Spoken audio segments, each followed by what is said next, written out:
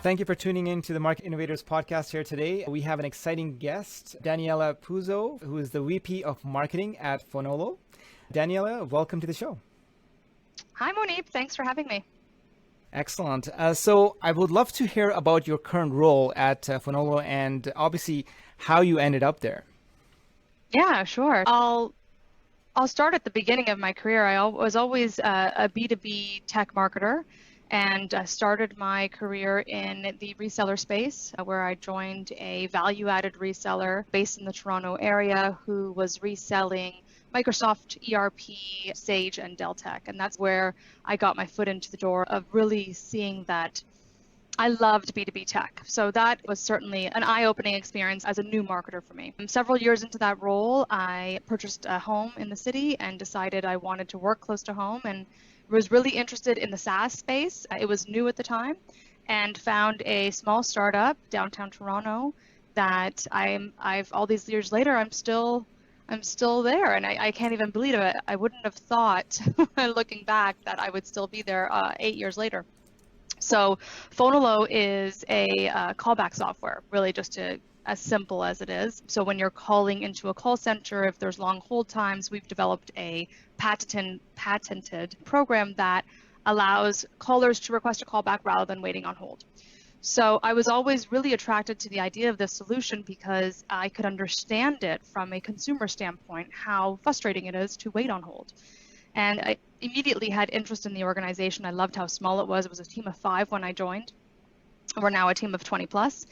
And they were really making a large footprint in the SaaS callback space. In terms of the evolution of marketing, without getting too granular and into the details, we've always been and still are very much a content marketing team, very much driven by inbound and efforts around inbound marketing. And if I look at where we are today versus where we were then, certainly because of growth, we have developed our department into more subject matter experts, whereas I'm a generalist at heart. I've always been a generalist. I know a little bit of everything when it comes to marketing, which I hope makes me a good leader. But we've now evolved to the point where we need a content specialist, we need an SEO specialist, we need a social specialist, and so on and so forth. We're really in an exciting part of or stage of the company where we are hiring like crazy and hopefully taking the organization to double its current size in the next year or two. Obviously, with Fonolo, you've tested many different marketing channels, and over the years, you've grown the company. So what kind of marketing do you feel has worked well for the brand? Yeah. So we have always taken the angle, if you're familiar with HubSpot, which I'm sure everyone who listens to this podcast and you yourself are, we've always taken the HubSpot approach and methodology in the sense that let's educate our audience on things that matter to them that aren't necessarily relevant to our product. But let's create content that's educational, that's free to download. And we're talking 8 years ago when the market was less saturated with content, that our users will find enjoyable, and then we can use that data or those opted-in contact details to then nurture and market to these people to see if there's an interest in the product. Where it's evolved since then is that, as I said, the market is more saturated. There is much more content out there. More people saw what we were doing, we're replicating it. Now it's really focused on intent, really focusing on who is our ICP, what is important to them. Let's create content that is specific to intent and people that would be more bottom to middle to bottom of the funnel leads. We've always been very good at the top of the funnel. General content related to the market that brings in decent leads, but that doesn't really lead to an MQL SQL scenario. That is how we've evolved with content in such a way where it affects really what sales is seeing. So obviously HubSpot, being an agency manager myself, we run HubSpot as well on our platforms, and it's actually a very powerful platform that allows you to consolidate data from all these different marketing channels and efforts. You've obviously been tracking some of the things and efforts that you've been putting out. What do you think in terms of content has specifically worked? Is it mostly on-page content, or are you also publishing on other third-party channels as well where you're driving traffic from? Yeah, so traditionally, we always had some type of syndication strategy, but we weren't very aggressive with it. We mainly promoted our content through social, through ads, through email campaigns and hosted it on our page. We're now starting to experiment with third-party organizations that have a B2B presence that can target our ICP with our content. So it's interesting that you bring that up, because we're now discovering that conversions are starting to experiment a historical low. And I don't think that's due to the content. I think that's due to having accessibility to the right people. So there's only so many ad campaigns you can run. There's only so many ways you can touch people. We certainly experienced with COVID a lack thereof with the elimination of in-person events, which was a huge part of our strategy. We are now starting to experience, again, with these B2B organizations, we're actually going to be launching one next week where they'll start to house our content and see if we can get leads that way. And it's basically dealt with on a cost per lead basis. Conversion rate optimization is something that many companies, they suffer, especially when you have a full database of content that there's a lot of effort that has been put into building the content. But unfortunately, it's not coming across to the right audience at the right time. And a lot of companies struggle with that. And I know that sometimes as a company, you tend to invest so much in the content creation, but not as much in the content promotion. So That's I always right. like to say you got to follow the 80-20 rule here, where 20% you got to focus on building content, and 80% you got to focus on actually marketing the content and bringing it out to the channels where your audience lives. It will be interesting to see how that actually translates into improvement in conversions as you are connected with these third parties that can hopefully bring this tribe to your website ultimately, and then see how things flow through. Yeah. So with you regards hit the nail on the head there. Sorry, I was just going to say, you hit the nail on the head. That's exactly, we're really good at producing content. We can make it look incredible. We actually put a lot of effort into the research and into what the messaging is all about, and we make it factual. It's not just let's find a catchy headline. We actually put a large amount of effort into it. It's the promotional side, and we know table stakes. We know that social media and some ad promotions and our email campaigns will take us to a certain point, but that stops at some point, and you need to find ways of spreading your wings and figuring out how. I'm a big proponent of repurposing, figuring out how you can take the content you've already put the effort into and repurposing it in other ways. So that's interesting. Have you experimented with repurposing content in rich media perhaps, or in videos and so forth? Just to give you a bit of context, our organization went through a complete rebrand that completed actually in March of this year. So the organization went through a whole website change, product change, logo rebrand. When I say product change, like name changes and that sort of thing. So we put in a mandate to start video marketing. We haven't used video as a conversion tool yet. We haven't really embedded forms in videos yet, but we've started working with an animation company, and they are producing our videos for us. We just launched the second one last week. And I'm hoping to, obviously it'll get the message across, but we need more call to action post video. So that'll be the next phase of it. But yes, we are experimenting with different forms of how people can learn and how people want to learn. Podcasting being another one of those things. We write blogs regularly, but some people want to listen to the blogs instead of reading the blogs. So I think it's important, and that's a fun part of marketing, in my experience, is testing all these different channels and seeing what works for your audience. That's true, yes. And obviously different audiences have different behaviors when they come to consuming the different kinds of content.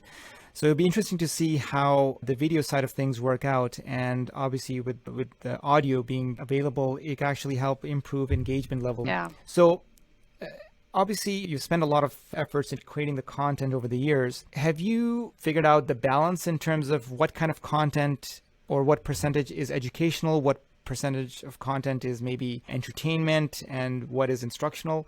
Have you figured out a balance there as far as what works for Fonolo? You're asking very interesting questions, because we've just gone through these exercises, so it's very timely. So what we did most recently, because we are a new HubSpot shop, so we launched HubSpot. We've been a HubSpot shop for a year now, so still fairly new. But one thing we did was do a full content audit. This happened earlier this year, and basically putting pieces of the content in different stages of the buyer's journey. So if you were thinking about awareness, consideration, decision making, which pieces of content based historically even on our Salesforce data, what has actually driven sales and led to return on investment, and what has brought in more top of the funnel leads that maybe haven't converted, and where do we lie in terms of the content platform and ecosystem. And we really discovered that we are missing the bottom of the funnel content. So again, we've always been very good at casting a wide net, and we've always been very good at very general educational content. We started to get more into pain points, which again gets lower into the funnel because we're addressing pain points that our product actually solves. But then after that, it's very product driven. It's success stories and that sort of thing.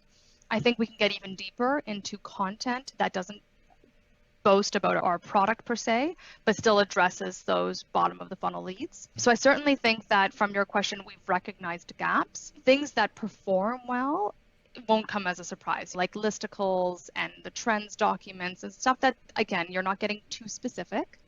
You're saying just enough that it would attract enough people to want to read it. And then being strategic on how you place those things on your site, which is where HubSpot gets very handy because you can do smart rules with CTAs based on who the user is and the type of content they're reading and that kind of thing. We should probably address this when we're talking about ICP, but who is your ideal customer? Yeah, so because our product solves contact center pain points, those are the type of people that we typically want to speak to. We want to speak to contact center directors and above. Sometimes those fall into the customer experience realm. Sometimes they even fall into the technology realm because it is a tech product. And they would typically be people in, if we were talking geo-specific, Canada, the US, or the UK at the moment, and at least 100,000 calls in a year. That's where we would see that our product would have ROI for their business. The nice thing about a callback solution is that not only does it provide ROI on their KPIs, it also provides a better experience for the customer, something that may not be as tangible from a monetary or return investment, but still separates them as a call center from other call centers. So yeah, that's really where our ICP is, without getting too detailed. I'm going to ask you a bit of a deeper question here because I think it really applies to SaaS-based companies such as Fonolo, and I think it's important to also recognize that what that LTV or lifetime value of your customer is and what kind of retention rates you're dealing with too, because you can do all the marketing in the world, but you have to sustain the client base. And I always like to propose that marketing actually never stops. As long as you have that customer, you have to continually engage with them. And even if they've gone through the funnel and they've converted, marketing doesn't really end there. So tell me maybe a bit more about that journey. How do you tackle that? Yeah. So first of all, our retention rate is astronomically high. It's well over 90%. Most people that are leaving our product to go to another callback solution are doing that not because our product failed or because our service wasn't up to par. It's because they're changing their entire call center platform, and it includes callbacks. So we almost never have a client leave us because of another callback solution. In fact, we've seen boomerang effects. We've seen clients leave because they changed their platform, it includes callbacks, and then come back to us even though they have a free callback product. So we're very proud of the customer service that we provide. We're very proud of the retention that we have with our customers. You're obviously going to have some churn, whether you like it or not, but it's not an area of concern in our organization. But even with that being said, we still want to nurture our customers. We still want to feel engaged with our customers. So we recently started quarterly newsletters, which we send to them obviously every 3 months, and will include content that we think they would find interesting, like our white papers and like blogs we've written or webinars we've put out, or if there's upcoming changes to the product, or maybe there's a feature that they don't know they even have. Marketing often, and I'm sure this happens in many organizations, disconnects once they become a customer, and I really don't want that to happen in our firm. I want to make sure that we are staying connected with our customers because they're the biggest value to us. They're our biggest asset. So the other thing that we added was an onboarding package. So now when we sign up a customer, we send them all sorts of marketing swag and welcome them to a callback club. And we even send them maple syrup, which people in the States obviously think that's amazing. That again is just creating an even stronger bond with us and our customers. And the other thing that we're trying to change in our business is potentially having designated account managers. So right now our sales department is really account executives, and account executives deal with net new business, and they also farm our existing business. So we are thinking about making a change to that so that we can even further enhance the relationship we have with our customers through designated account managers. Obviously, they are an important part of our business, and marketing is doing what we can to stay connected with them. And I think that will evolve as we move forward, but that's what we're doing right now. That's great. So you mentioned about HubSpot earlier, and as you're integrating HubSpot in all these different channels and touch points, are you utilizing their platform for beyond marketing as well? Because I know they have a service platform as well as a few other tools that you can utilize. Yeah. So are you using their full suite of tools, or is it just primarily the marketing automation side of things that you're actually employing? Again, another very good question, and something that we assessed when we were looking at our tech stack. So I came back from maternity leave a year and a bit ago, and the first thing we were doing was we were in the middle of a rebrand. So I was coming in halfway through that. And in the idea of us launching our site, we thought this is a good time to potentially change our marketing automation program. We were on Act-On at the time, and see if it makes sense to do that now, because obviously if you're going to change your website, you may as well change it all at the same time. We looked at several different marketing platforms, including Marketo, Pardot, and HubSpot. And HubSpot won the business at the end. And one of the things we talked about through our service department and with our sales department was whether or not we wanted to be 100% on HubSpot, because they had these different, what's the word I'm looking for, hubs of business that we could attach to marketing, and we could really be more cohesive in our messaging and just being more in tune and more tied together as an organization cross-functionally.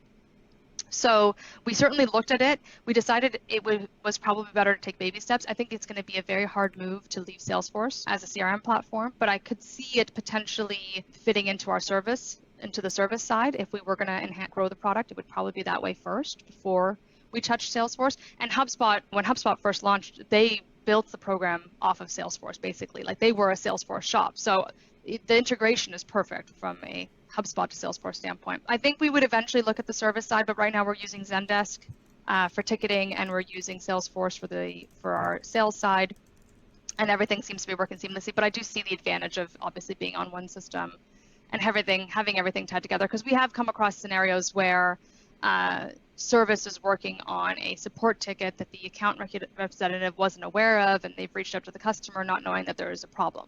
So that has certainly come up, but we are still small enough and it's still nimble enough that we can solve that, just because the size of the organization isn't that large yet. But as we grow, it's going to have to be something we revisit. Makes sense, actually. And I just talk about this, not that this is being mainly a HubSpot conversation, but because it is such a powerful platform, and I guess you use it as well as we do it.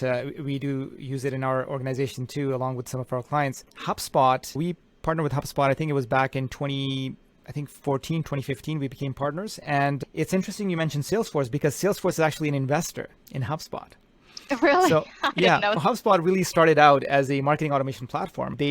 They coined the phrase inbound marketing because their whole backbone and proposition was you build content that drives user engagement, and then ultimately the marketing automation platform converts it. But then they needed these other pieces, so they actually decided to launch the CRM. And once Salesforce became invested, they helped them develop the CRM side of things, and now they actually use that as one of their main lead generation tools, because they propose a free CRM, which is very, very minimal. And yes, I see that. Yeah, but it's not really that useful. You have to upgrade to their pro plan or upgrade a plan to really make use of the power that it actually delivers. And then they actually brought in the service component as well. So you've got the service component, you've got the sales component, and in the middle, you've got the marketing component. And one thing, it's a bit of a caveat against HubSpot, and that is their content management system for websites has never been that great. They used to call it a content optimization system in the past, and then now they call it a CMS, which is what it is, but it's not that powerful. It's not as flexible as obviously some of the platforms that are out there. So I think everything else, I think HubSpot is doing really well, and they're getting better at it, and they're continuing to improve their sales side of things. So I know that they offer a native integration with Salesforce, which connects to their platform, which obviously, it doesn't work as smoothly as you have all the functionality in Salesforce, but that bridge definitely alleviates the company's interest when they're actually trying to transfer the data from sales to marketing. Yeah, and that's it. Sales is interested in seeing where the lead came from and what sort of content that lead downloaded and that sort of thing. And we get that through a plugin that HubSpot has, and it's right in the Salesforce interface. So yeah, the integration side is seamless. It's never been a problem. You're absolutely right on the CMS side. We only use HubSpot really for landing pages. We don't use it for our blog or we have any other areas of our website. We use WordPress for everything else. But they actually, since we're speaking of HubSpot, just today or yesterday launched smart content on their landing pages. So I think so basically you can, and for us, when we're looking at life cycle stages and looking at content based on different stages of the buyer's journey, you can start to tailor the messaging of your landing page based on where a known user, that's the caveat, would be in that stage. So that's something that we're going to have to investigate, but I just saw it literally in the last 24 hours. I was mentioning it to my team this morning that I saw that they came out with this, which is great because we're looking at doing a landing page revamp in the next 3 to 6 months. Oh, that's powerful. You have to align the messaging with, the right stage of the buying journey, and I think that will actually fulfill that purpose. Yeah, So and that's only one area of the smart rule that was in there. There were several other attributes that you can use to tailor the landing page to specific users. So it's super powerful. Yeah. That is awesome. Yeah. With Fonolo, what are the biggest opportunities that you actually see in the near future? Honestly, going back to in-person events. So our business, Jen, has always been, if I could break it down into 3 buckets, it's always been paid ads, inbound marketing, and trade shows. And in my previous organization in the VAR world, trade shows really weren't a huge source of lead gen for us. But for Fonolo, they are, and it doesn't work with everyone, but for this particular industry, people in the call center world shop at shows. That's just a nature of their business. Losing that in 2020 was tough. It definitely, we had to be agile. The whole world had to be agile in 2020. And we had to pivot and pause all campaigns and go back to the basics and figure out how we were going to handle the year and completely change our marketing plans. So I am very much looking forward to the fall. And we have 5 or 6 in-person shows that we're very hopeful around that we think we will be able to attend, assuming that we're all fully vaccinated and the borders are filled with restrictions. And so that is one area that I think we're all eager from a personal standpoint, but also, from a business standpoint, because we know that the digital shows really didn't work. Virtual events, and we've always done webinars, we've always done Google Hangouts. Those, I think people are certainly having fatigue around, though they need to be shorter and more concise. That's one thing we definitely learned. But trade shows, traditional trade shows, and moving that to a digital platform really didn't work.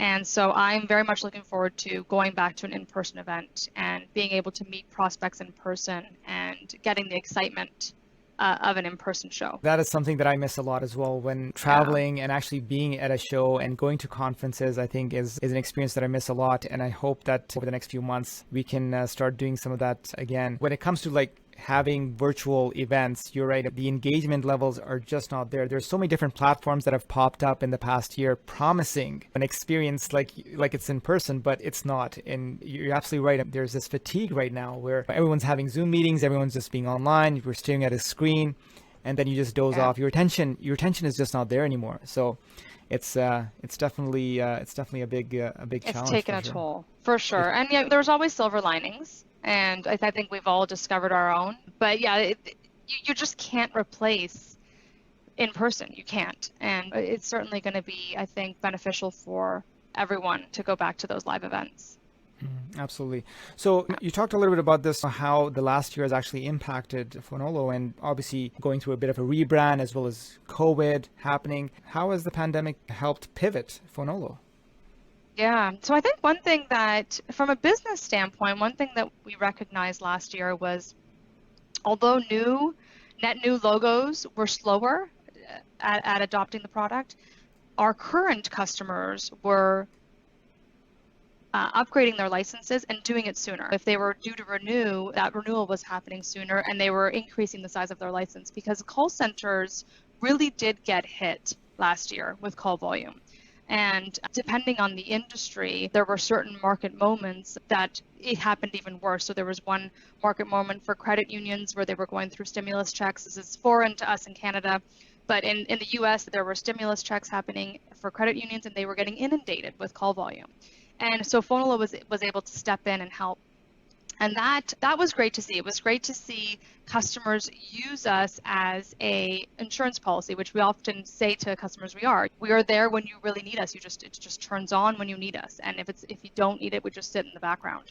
So it was great to be able to help our current clients and to see some logos come in, but certainly not what we're used to. From a marketing standpoint, we really had to be agile because all of our shows were canceled from February forward. We had to take all those funds from those shows, allowed us to get a bit experimental, which was great. We were doing some digital ad campaigns with some of the publishers that would typically run the events and doing some article promotions and placements of that nature. Some did well and some didn't. I think the area that we probably learned the most from was just becoming more tactical with our messaging. We certainly took a different angle to our blogs. Once upon a time, blogs were just written based on a few keywords and let's just promote these keywords and write about these blogs. Now we use a tool called SEMrush, and we really take a more tactical angle to the content that we write there. We were clearly creating content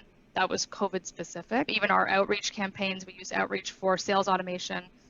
All the messaging had to change to be, I'm sick of hearing it now, but at the time, the new normal and social distancing and the pandemic, these were all words that were just normal in our literature. And we even came up with a quick COVID offer to help call centers who needed the product quickly. So I think, again, I think on the marketing side, I've addressed the business side, but I think on the marketing side, we just became more tactical with our messaging, with what we were writing about, focusing more on buyer intent, focusing more on middle to bottom of the funnel leads, and being very strategic on the webinars and digital things that we were going to get involved in, because we knew that's what everyone was doing and people were getting sick of it. They got sick of it fairly quickly, in my opinion. So it was important to try and stand out and maybe get more specific with your marketing, doing more account-based marketing, being more targeted, that sort of thing. Again, it was a step back and let's get back to the basics and see where we should be putting our efforts. So what have you learned from that experience? Obviously, you tried a lot of things and some things failed. Can I ask about those failures? What did you feel did not work at all? So the digital ads on one of the publishers' site just got no traction at all. I think the timing, the messaging was very timely. It was all about COVID. It could have been the users even were the right ICP. So it's hard to say exactly what failed on that end. I know that there were some technological issues that the publisher was experiencing because they had just launched this version of ads and they were like going through a carousel of ads. So sometimes ours would appear, but sometimes it would be someone else's ads appearing. I don't know that we left that with any concrete takeaways. I think we just said, okay, if we're going to go to the ads route, maybe this isn't the right publisher to work with. Let's look at a few other publishers. Maybe let's focus on content that isn't so specific. Again, sometimes casting a wider net when you're doing something like ads is better. Whereas when you're doing more one-to-one or one-to-few marketing, being more specific would probably provide a better return. We did do some landing page testing. We did test around with some colors and figured out what colors work better for us, what form sizes worked better for us. But those, in my opinion, those are table stakes. They're not groundbreaking in any way. We saw our website traffic come back up to where it was because we had lost the website traffic with the launch of the new site. And like I said, although we're getting the website hits that we want to see and the traffic that we want to see, we aren't getting the conversion. So we're still in the process of, but right now, if you go to our homepage, you'll see a pop-up on our homepage. We're trying to capitalize on the content or the visitors coming in through that avenue. And then being a bit more strategic on where else we can place some CTAs that are specific and relevant to the content that user might be reading. Right now, it's all through blogs. So I just think that it just requires a little bit of A/B testing and a little bit of experimenting. I can't say, again, that I came away with any concrete takeaways aside from the fact that we knew 100% that digital events wasn't going to be the way to go. And going into this year, we stopped all digital events with the exception of one, which actually did perform well for us last year. So aside from that, it's just we put a pause and then now we're starting to ramp it back up and prepare for the fall shows. So it seems like there's a big no-no to the digital events. I think that's something that was the biggest thing. Yeah. That was the biggest thing. And once upon a time, we used to do webinars every month. And I know that we took that to a halt sometime in 2018 because we really saw that a lot of time and effort goes into online events and online webinars or Google Hangouts or whatever it is that you're participating in. And we really weren't seeing conversion from lead to opportunity the way we should have based on the amount of effort and time and money that went into these online events. So I'm starting to revisit webinars, but doing them more quarterly than monthly, because monthly, there's just not even enough time to promote it. And again, this was years ago, but doing them more quarterly now. We just did one last week, which saw 150 registrants and about 60 people attend, which is higher than what we would have expected. And again, and partnering up with people. I think that is the key when you're doing webinars. If you're in the B2B tech space, unless you keep them short and concise and you have a very influential speaker, the best thing to do is to partner up with people in your space and do a co-branded webinar session where you're both promoting the efforts, where you're both sharing in the registrants and the follow-up and that sort of thing. That is certainly one thing that we'll continue to do this year rather than doing them on our own. Makes sense, yes. Yeah. I think utilizing that traffic and leveraging the different audiences, especially when you're partnering with another entity, can have a huge impact, especially if there's alignment in terms of the audiences there. Yeah, there's alignment, but there's not a competitive side to it. Yeah. You can share in the efforts, you can share in the return of it. You have to be obviously very cognizant in your follow-up because you don't want these people getting inundated with sales messages from both sides, but I think that there's a lot of benefits that come from it. Plus, when you're doing a webinar, you're continuously marketing to your own database. We didn't really find webinars to be super beneficial when promoted through ads, the way white papers or other content is. And your database can get stale over time, and so this is one way of touching other, sort of fishing in other ponds, so to speak. That's true. That's true. Daniela, you've shared a lot of insight, and it's been really interesting to learn so much over the last hour here. And I want to know a little bit more about, if you were to, let's say, go back 5 or 10 years, what advice would you give your younger self? Let's say 10 years, because that's really before you started working at Fonolo. I think my younger self was a jack of all trades, and that is really challenging. And I would say to my younger self, pick 2 or 3 things that are working and really focus on those 2 or 3 things. Because when I first started in my career, I really wanted to be great at everything in marketing, and you just can't be. You cannot do everything as well as you should be doing it. So I would have said, I was brought into Fonolo with the mandate of launching a drip marketing program and finding a marketing automation software. I would have said, put all your energy and focus into that to start, and then pick again 1 or 2 other things that will give the business the return it needs and focus on those things instead of trying to do every single angle of marketing and think that you can do it well when it's not possible. So that's what I would tell my younger self. That's right. Distraction is a killer of progress. And that's right.